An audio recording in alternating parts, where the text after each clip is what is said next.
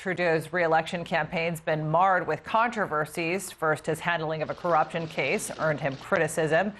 And then photos of him wearing blackface makeup were released by a media outlet. Though Trudeau apologized for the racist scandal, there's been a decline in popularity, with experts suggesting a minority government with less powers. Results will be out on Monday night. And here to break it all down for us in the studio is our Yasmine El-Sabawi. Yasmine, no better person, honestly, to talk about Canada than you. What is at stake here? So Justin Trudeau's been prime minister for 4 years now. He's not coming into this as a young, charismatic, sort of pro-change leader that he was in 2015 after 10 years of conservative leadership, right? This is now an election that is ultimately about his governance.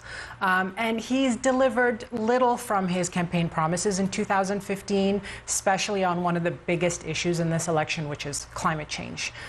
Trudeau took the extraordinary step earlier this year of purchasing a $4 billion oil pipeline in Western Canada. He purchased it from a private company that had hesitated to build it.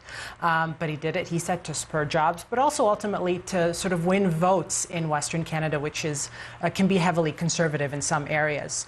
There was also the ethics scandal you mentioned earlier this year, in which 2 of his cabinet ministers resigned. They later said they were sort of pushed into it by him.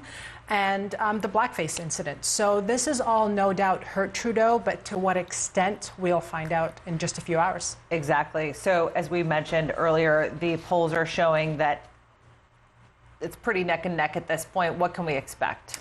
So remember, Canada's election is really 338 elections across the country in districts, or what we call ridings. The magic number to watch out for tonight is 170. That's the number of seats needed to form a majority in Parliament.